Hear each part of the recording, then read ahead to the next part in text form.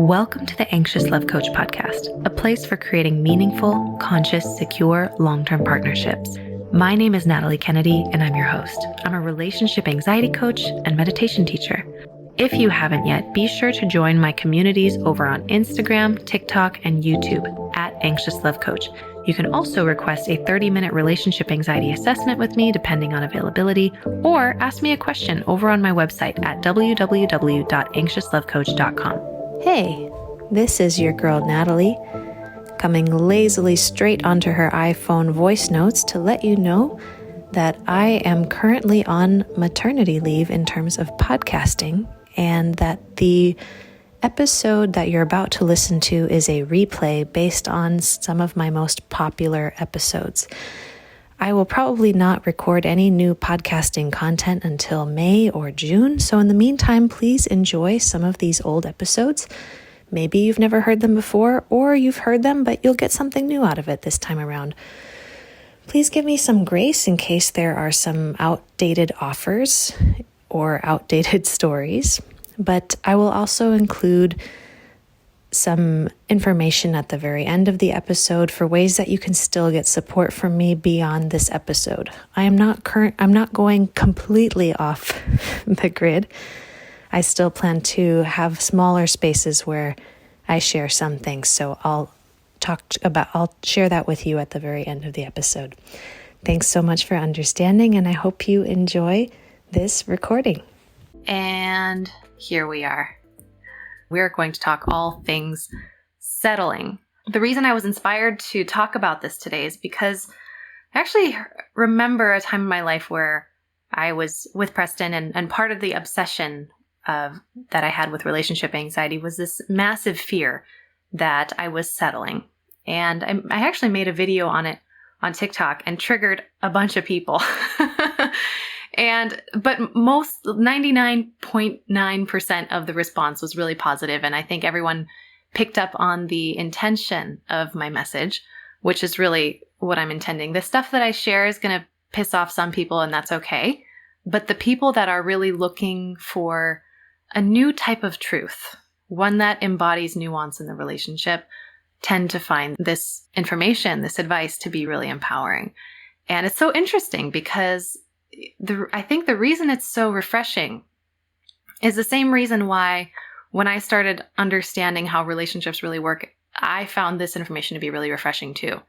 So I think I've said this before, but the very thing that makes you so ambitious and want more out of your life, want deeper relationships, want a fulfilling career, want deep experiences, we're lucky in that we live in a world now, today, where you've got lots of opportunities. Granted, COVID has kind of snapped a lot of those in half, but you know what it was like to be able to travel freely and to have lots of choices of people to meet. You can meet unlimited people through Tinder and Coffee Meets Bagel and Bumble. There's so many ways to have many different experiences, so many job opportunities. The world is your oyster, guys. It is. And because of that, there is why would you want to have a less than life, knowing that you could have anything, right? So on the one hand, that's true. And I think that's why, because we have so many more opportunities than our grandparents did in that respect, of course, people are going to tell you listen, you've got so many choices. Don't settle. Do what you want with your life, right? So, of course, that's the message that came as a result of the growing opportunities that came as a result of the generation that we were raised in. Especially the more younger generations, you can access any piece of information on the internet. You can just have a thought and be like, I wonder who the actor was in that movie. Or you can want some item and you can literally buy it to be delivered at your door, and you could buy something in 2 minutes and have it delivered in 2 days. That's the kind of world that we live in. Instant gratification. You can literally, guys, have anything you want. And a lot of us take that and we apply that to our relationships. And we want an Amazon Prime boyfriend or girlfriend. Raise your hand if you secretly want an Amazon Prime boyfriend or girlfriend, partner, non-binary partner, wherever you are, you want an Amazon Prime partner, one that satisfies all your needs immediately.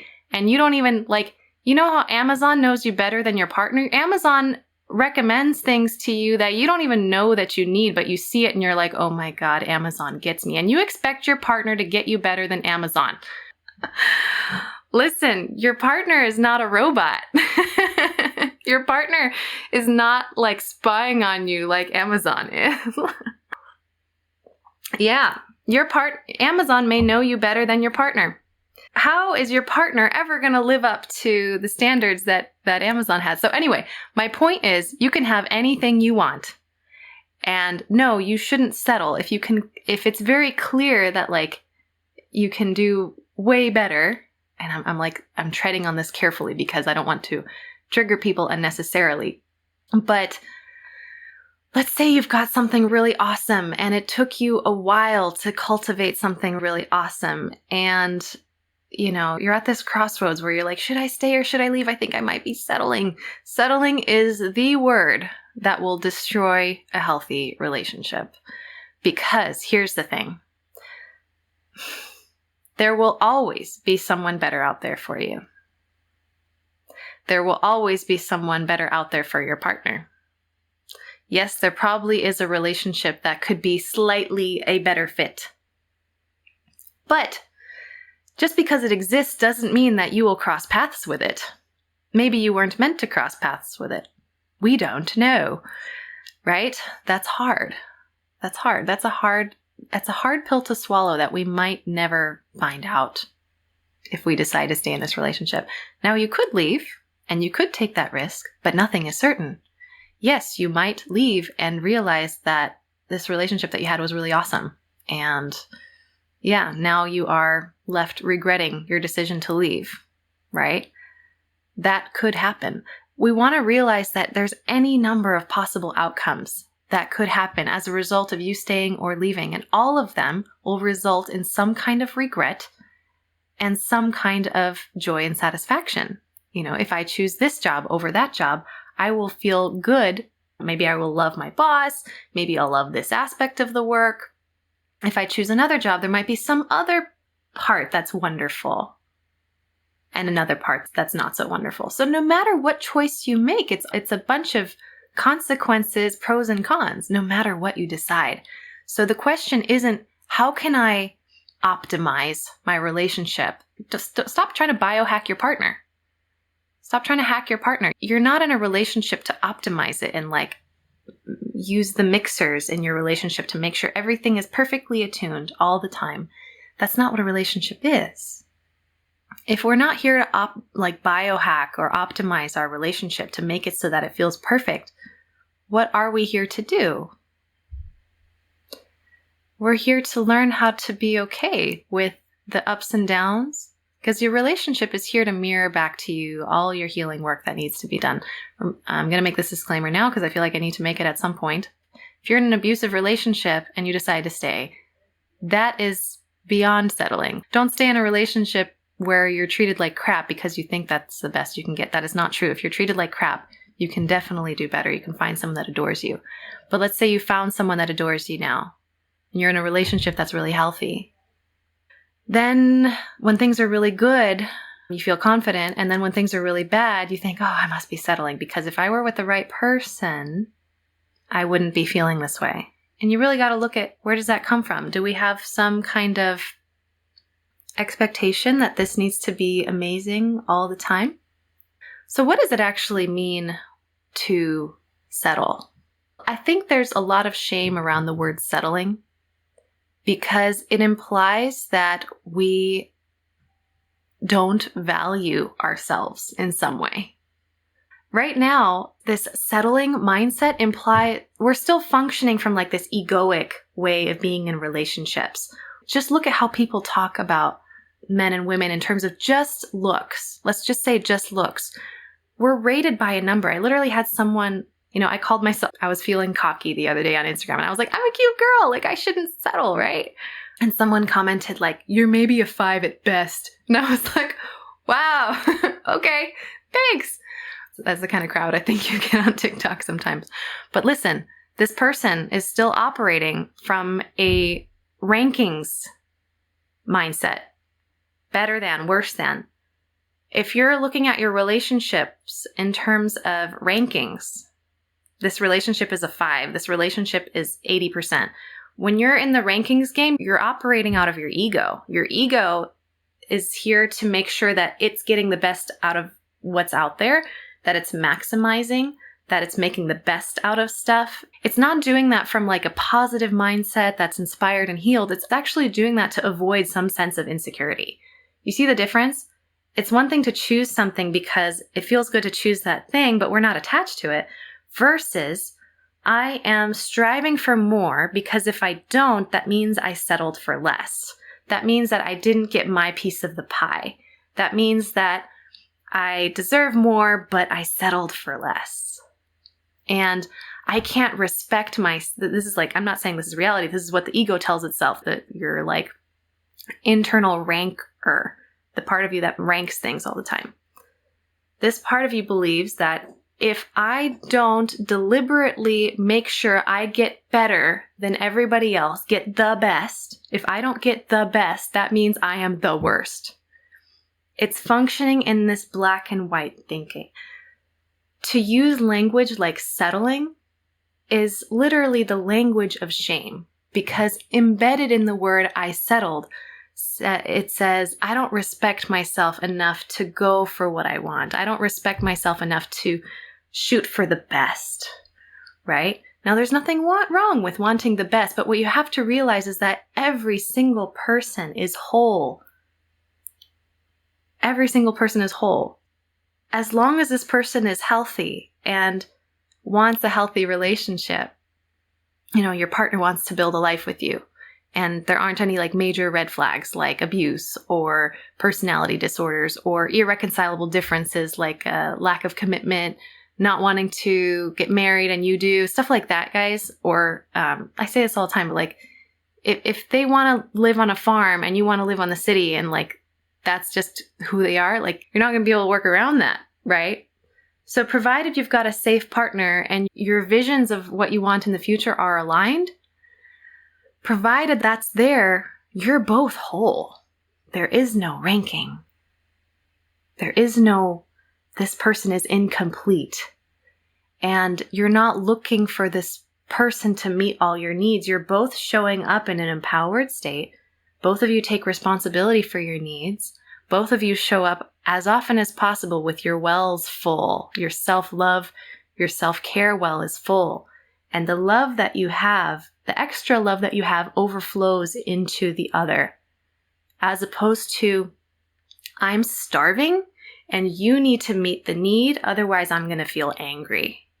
Otherwise I'm going to feel incomplete. And if you don't fulfill my emptiness, I'm not going to be happy. This is kind of how you create codependent dynamics and also a culture of resentment and guilt in the relationship. By definition, if you think that you settle, that means that you think there's some ideal that exists, right? If you believe that there's a thing called settling, that means that you think that there's a thing like an ideal. And the ideal doesn't exist.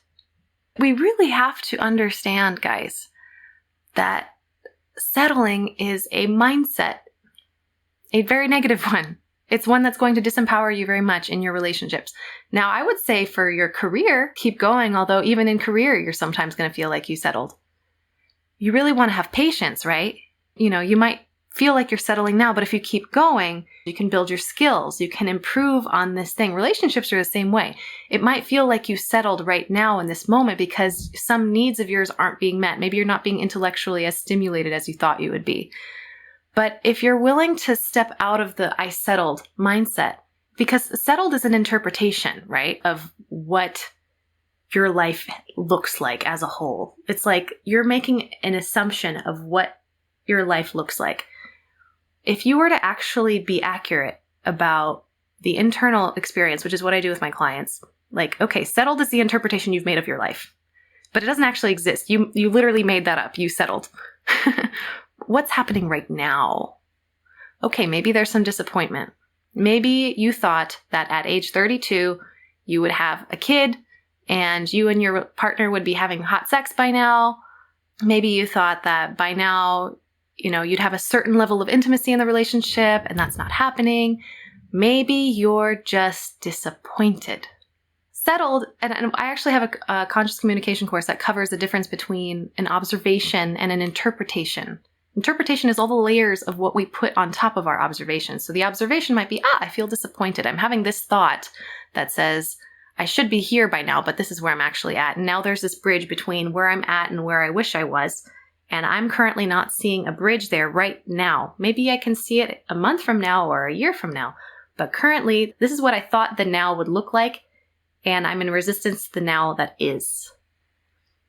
And unfortunately, when you're in resistance to what is right now, you're not able to see the gifts that is right now. This is like Eckhart Tolle kind of stuff. So just to recap, as long as there is a mindset of I settled, there is shame that says I should not be where I am. And I want you to actually flip that around and say, okay, I've made an interpretation of my life saying I settled. But actually what's happening right now in this moment is I'm experiencing the emotion of disappointment because I'm having the thought about what should be happening right now versus what is actually happening. That is the more accurate statement. Settling is what you made all of that internal experience mean, but the meaning doesn't inherently exist. You made it up. And we also have to make room for the negative emotions that come up in relationship. If you're in a long-term relationship, you're going to feel disappointed sometimes. If you're in a long-term relationship, you're going to feel like your needs aren't being met sometimes. I literally sent out an email today. If you're not on my email list, make sure you go to anxiouslovecoach.com and subscribe. I send out an ROCD meditation too. One of the things I wrote about today is there was a time in Preston's career where things were not going well for him. Like his career was just And during that time, I was also experiencing relationship anxiety. And it became this really gross, self-fulfilling prophecy where I had nothing to give him because I was feeling so And he was feeling so hungry for validation, for support, but I didn't have any to give. So he needed something from me I couldn't give him, which made him even more down and sullen. And the more down and sullen he became, the less attracted I felt to him. And the less attracted I felt to him, the more depressed he felt, which made him even less attractive. And the less attractive he... And now we're having terrible sex, terrible intimacy. And I'm thinking, I settled. No, I didn't settle. I'm in a healthy relationship and things are bad. And I need to have patience and faith and also look at what is within my control. Okay, I may not be able to fulfill Preston's needs right now, but I can at least identify mine and figure out alternative ways of meeting my needs, even if Preston's not the one that can meet them right now.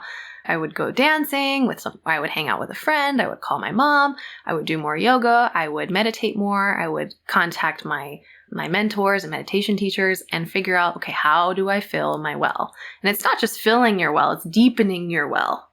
Because when your well is tiny, because you haven't had a lot of education on how to fill your well, when your well's tiny, there's a difference between filling and deepening your well. This is like a self-care 101.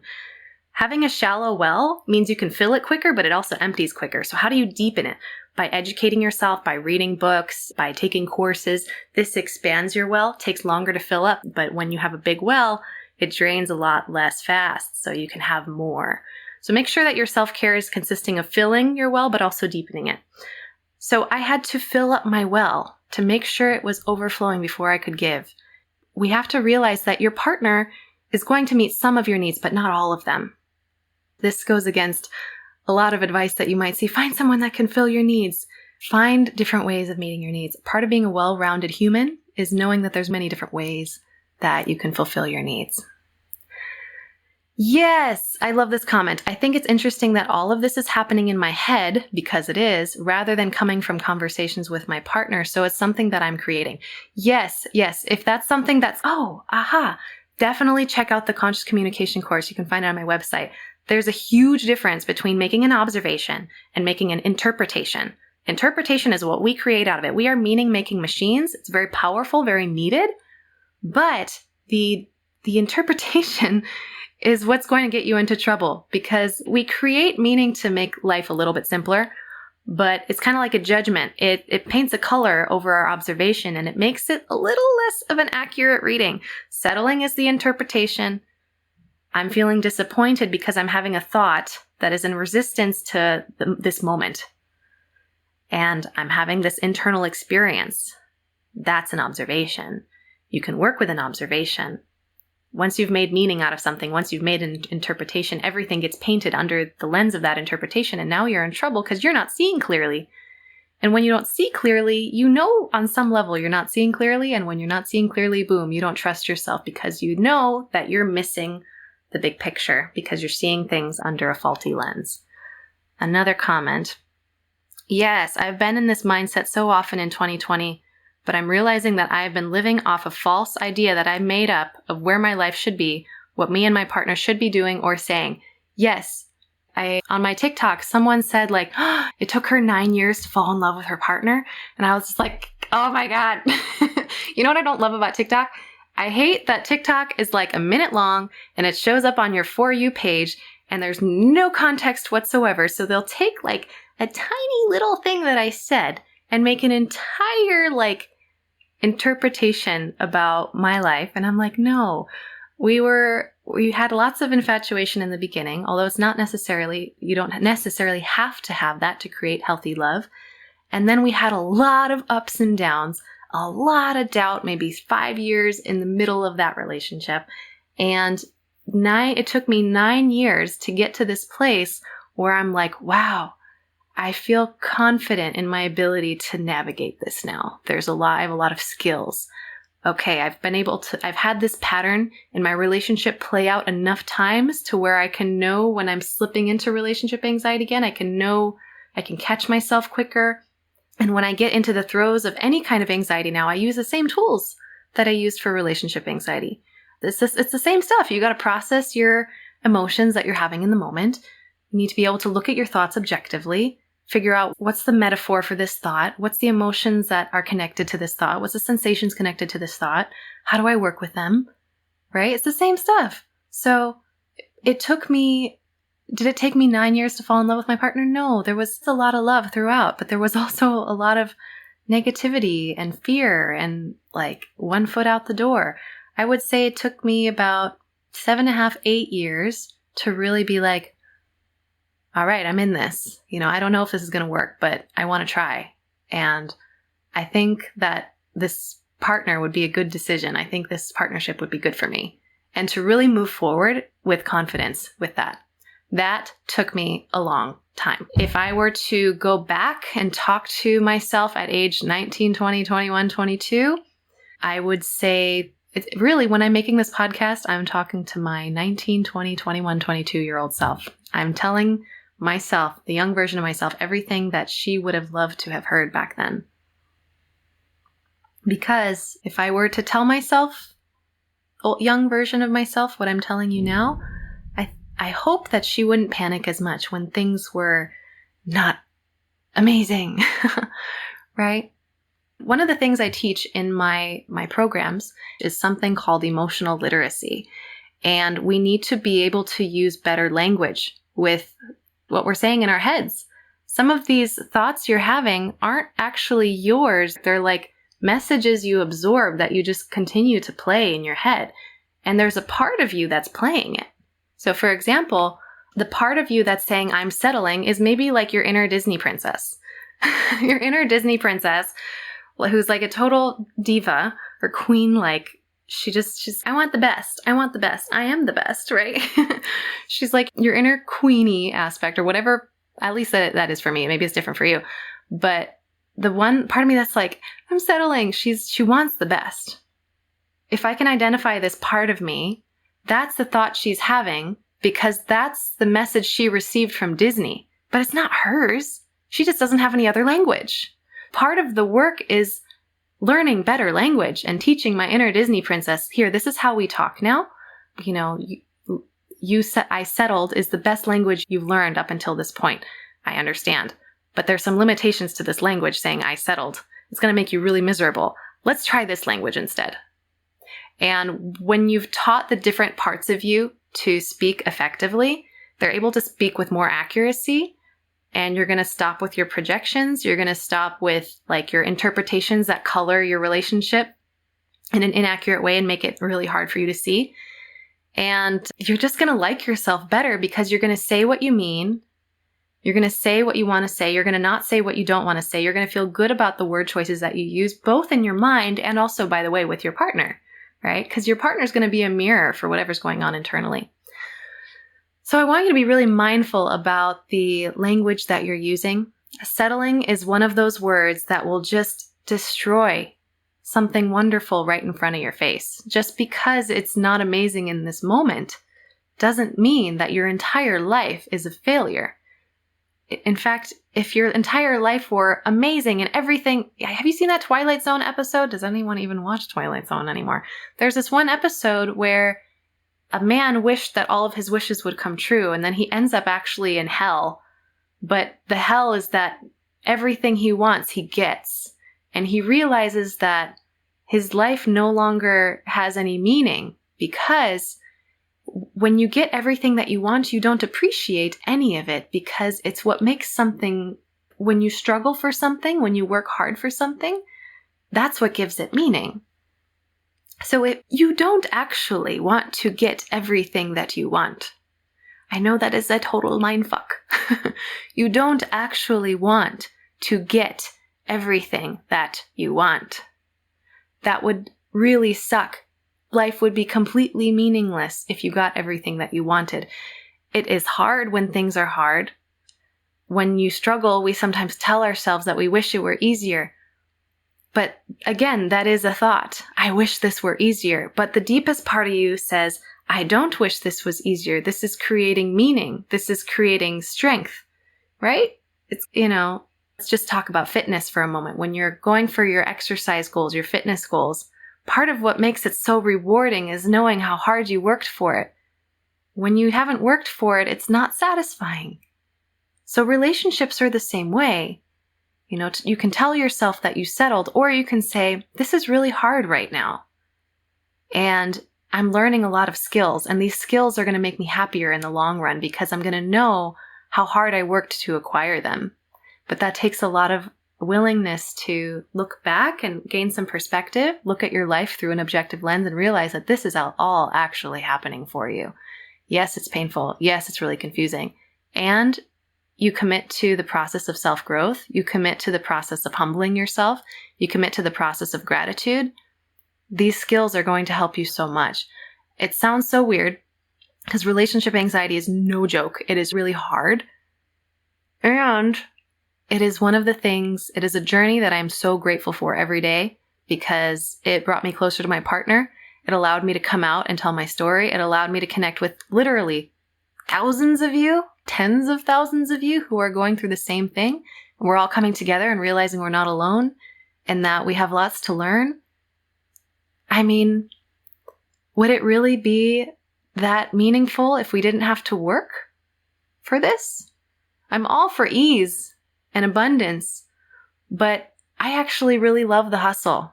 I really love it. I love to work hard. I love to struggle. I love to practice being determined. Even in those short moment by moment moments, like right now something really sucks. Deep down, I'm like, I love this. I love this. I'm getting something out of this. I'm getting closer.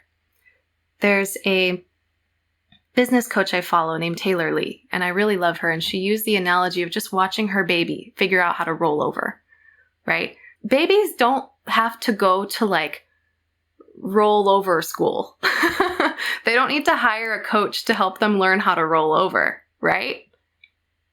Babies don't need to invest in a course to figure out how to roll over onto their stomach or onto their back.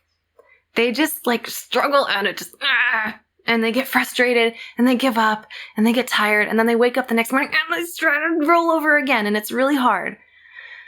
And then one day, whoop, they roll over. And after that, it's easy.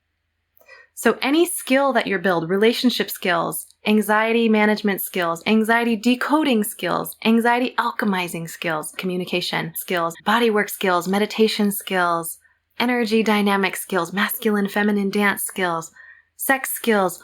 All of those are like the baby rolling over, trying to figure out how to roll over. Like you're just trying and nothing's working. And you just keep going and you just have faith that this is going to happen in its own time. And then one day you wake up and you roll over. And it was just like that. And when I say that it took me 8.5 years to get here, that's what I mean. It took me 8.5 years to roll over and realize like, oh, this relationship is really good. I just had a lot to learn about relationships before I could really enjoy it. I had to learn the skill of enjoying something really wonderful in front of me. I no longer feel I settled because settled is no longer something I seriously consider as part of my vocabulary, even in my career. And my career's really taken off this year. But of course, there's a little voice in me that's like, oh, I could be making more. I could be serving more people. I could be like dressing better. I could be like doing my hair better. I could, whatever, It never ends. So this is just a voice in me that is really looking out for my well-being and really wants me to keep going. It's an ambitious side of me, but that ambitious side of me is not all of me. There's also a part of me that's patient. There's also a part of me that's wise. And that part of me says, two things are true at the same time. The wise self says, there's two things that are true. I'm grateful for where I'm at. This is healthy. This is good. And the other thing that is true is, I'm ready for more. Two things are true. This moment is good enough. And I want more. I hope that makes sense. And your relationship is much the same way. If you can learn how to cultivate the skill of being able to see your relationship from multiple lenses, which is, this is good, this is healthy, and I'd like for it to be better. Not but, and. We can hold two truths at the same time.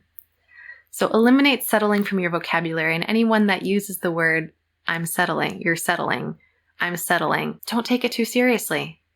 The only way you really should use settling, like I said, is if you're in a very toxic or abusive relationship. In which case, if you stay, I would say that would be settling, because you don't need to be in an abusive relationship. That doesn't benefit the world for you to be abused. Okay? All right, guys. I hope that has been helpful. If you could have a gourmet meal right in front of your face, but if you just brushed your teeth, your gourmet meal is going to taste like toothpaste, and all your past gunk from your past relationships and maybe freaking Disney, like fantasy mindset, could be the toothpaste that's making your gourmet pasta relationship taste kind of like toothpaste. So we need to actually get a tongue cleaner and clean off your tongue so that you can actually taste this gourmet meal and think, wow, I'm in a luxurious relationship. I might add a little salt. I might add a little pepper. Ooh, we could put a jalapeno in this and it would be very good. So add a spicy chili to your relationship, to your pasta dish, and let it transform you.